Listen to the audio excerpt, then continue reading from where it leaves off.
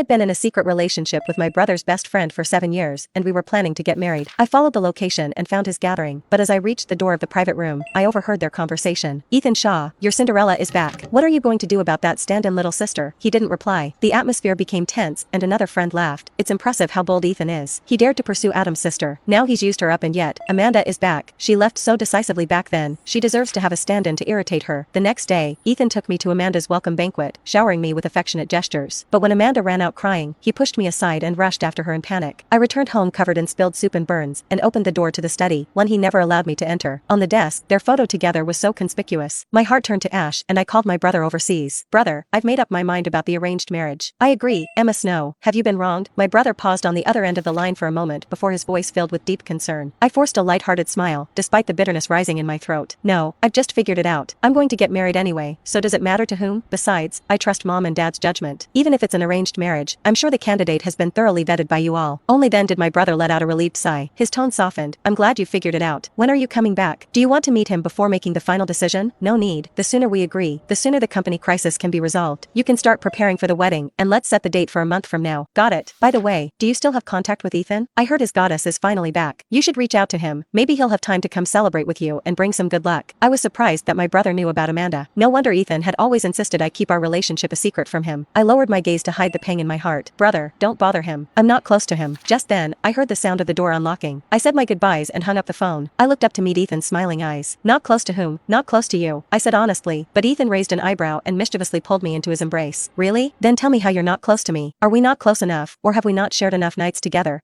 His breath was warm against my ear. Our once intimate behavior that made my heart race now only made me feel uncomfortable and repelled. As I struggled, I noticed the lipstick stain on his shirt collar. The burns on my body ached, and I didn't know where the pain came from, but it was so sharp it brought tears to my eyes. "Emma, what's wrong? Are you feeling unwell?" Ethan panicked as soon as he saw my tears. He rolled up his sleeve and saw the large red marks on my wrist, his voice trembling with concern. "How did this happen? When did you get burned? Why didn't you tell me?" It seemed like he had completely forgotten what had happened at the banquet. I remained silent, unsure whether I should remind him and shatter his mask of feigned affection. "All right, stop crying now. I'll put some medicine on it for you." He gently patted my head to soothe me as he got up to grab the first aid kit, muttering along the way. "Look at you, such a big girl, but still afraid of pain and always crying. What would you do without me?" I stared blankly at the red burn mark on my wrist. Yes, I'd been spoiled for a full 7 years. What would I do without him? But, Ethan, I don't want you anymore. I don't want this fake love anymore, I said to myself. That night, I couldn't sleep well and woke up covered in sweat. Just as dawn was breaking, Ethan pulled me out of bed. I grumbled, trying to push him away, but he just chuckled and leaned in to kiss me. Instantly, all my sleepiness vanished. I almost slapped him, but barely managed to hold myself back. Luckily, it was just a quick kiss. "Awake yet, my sleeping beauty?" I turned away, wiping my mouth in disgust. "It's the weekend. Why can't you let people sleep in?" Ethan looked helpless. "Did you know you